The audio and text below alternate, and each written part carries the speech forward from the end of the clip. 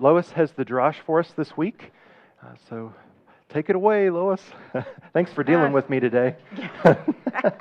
I'm fully convinced God has a sense of humor, because in this portion it talks about God touching Jacob's hip. I've had 2 hip replacements. Just saying. In the Torah portion today, Vayishlach, we see Yaakov or Jacob at a crossroads in his life. 20 years earlier, he ran from his home and a brother who was out to kill him. He'd stolen Esau's birthright, not once, but twice. His mother, Rebecca, said if Esau cooled down from his rage, that she'd get word to Jacob. That message never came. For all Jacob knew, Esau was still as mad as he was when Jacob left. Jacob's servants reported that Esau was coming to meet him, accompanied by 400 men. Jacob's plan was to preserve his family, was to split into several companies in case Esau attacked. He instructed his servants to tell Esau that the livestock were a present to appease his brother. The servant was to tell Esau that they were from your servant Yaakov, and that he was following behind. The Hebrew here is the same word we use at Yom Kippur, which means to cover or to atone. Yaakov was hoping this would appease Esau, but he couldn't be sure. 20 years is a long time. The droves crossed over the Jabbok River, which is an eastern feeder tributary to the Jordan, and Jacob stayed on the other side alone, or so he thought.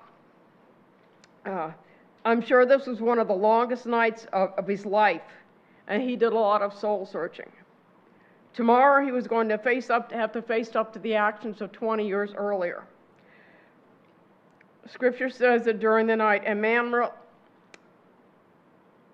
wrestled with Jacob until daybreak.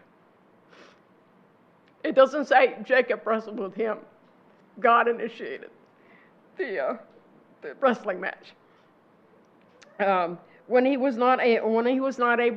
man was not able to defeat Yaakov, he touched Jacob's hip and dislocated it.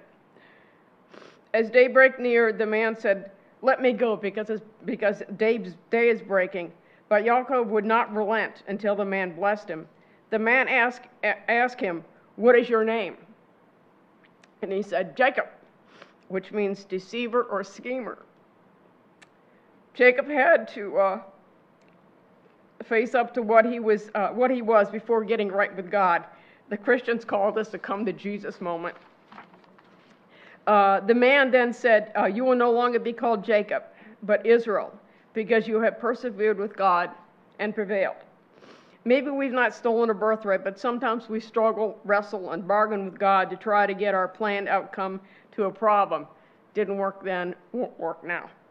The Haftorah portion is a description of how the descendants of Esau treated the descendants of Jacob. Esau lived in Mount Seir, which is south of the Dead Sea above the Gulf. His descendants were the Edomites, a name we've heard countless times as Israel settled in the Promised Land. The city of Petra was their capital, and they would raid the surrounding areas and then retreat to the fortress. In verse 2, Obadiah says of the Edomites, "I will make you a small thing among the nations, and exceedingly despised." They had a prideful heart, and God brought it down. God castigated them for not coming to Israel's aid when they were attacked, and then gloating over their misfortune. Retribution was to be their payment for desecrating the mountain, the holy mountain they destroyed, as though they would be destroyed as though they never were. After 70 AD, there's no record of them again. Jacob, on the other hand, will be delivered and restored. In the New Covenant reading, we see Herod the Great in a rage looking for the newborn king of the Jews. Herod was an Edomite.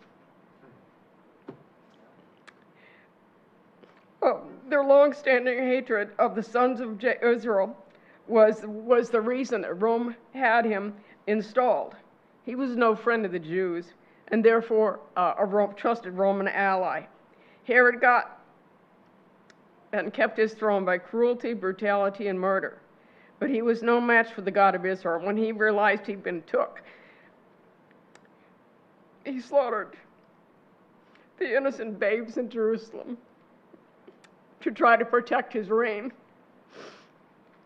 God warned Joseph 3 times in dreams about the imminent danger. The first was to flee to Egypt at once to save the mother and child, to escape Herod's murderous scheme to try to destroy him. Back then, travel during the day was treacherous, was risky, but at night, especially so. Nevertheless, they left at night. The second was after Herod had died, letting them know it was safe to return to Israel. The third was after they'd come back into Israel. Herod's son Archelaus was on the throne, so they moved out of his jurisdiction to Nazareth. In all these instances, we see God reaching down and getting involved in the lives of those who serve him. Are we listening today? Shabbat Shalom.